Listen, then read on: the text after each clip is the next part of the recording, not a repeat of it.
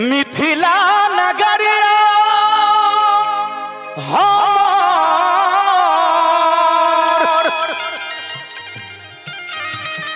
स्वर्गो से सुंदर भैया, स्वर्गो से सुंदर ते पाहुन बनिए लला, ते पाहुन बनिए लला सियापति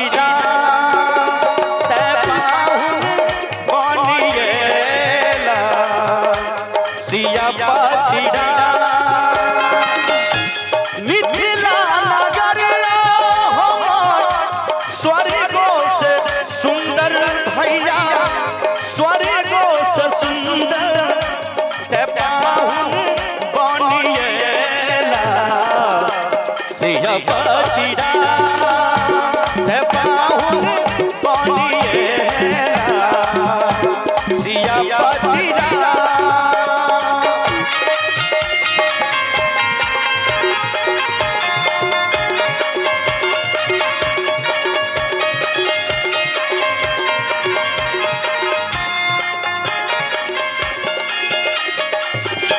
मिथिला सनक नहीं के तो बोले मधुर गरा,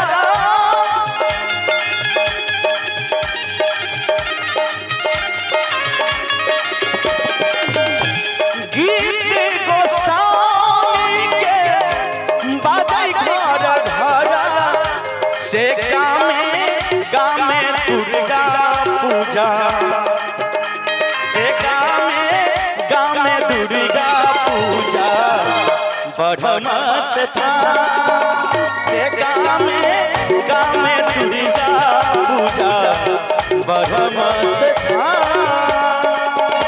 और एक और सुंदर पुरस्कार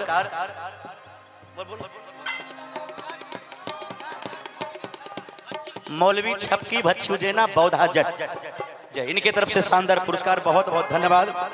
ते पाहुन बनिएला सियापति ताली दो एक बार, ताली दो। ते पाहुन बनिएला सियापति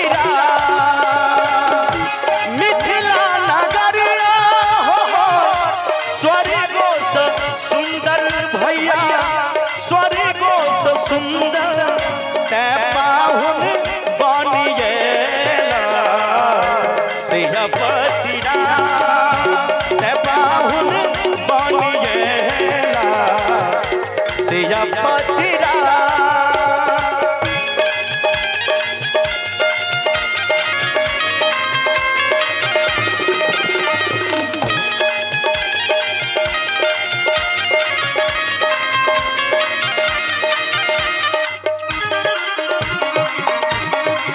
जय हो।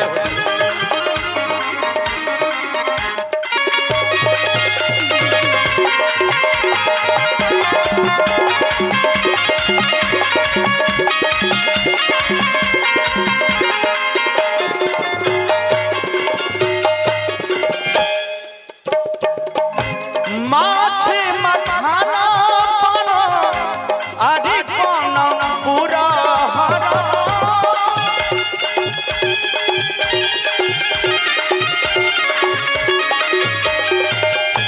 साझे पराते झिझिया झरनिया सोहरा, शिष शंभु वो के धोती कुर्ता, शिष दरभंगी वो के धोती कुर्ता पागी पहचान, शिष दरभंगी वो के धोती कुर्ता पागी पहचान, शिष शंभु वो के धोती कुर्ता पागी पहचान, शिष शंभु वो के धोती कुर्ता पागी पहचान, शिष शंभु वो के धोती कुर्ता पागी पहचान।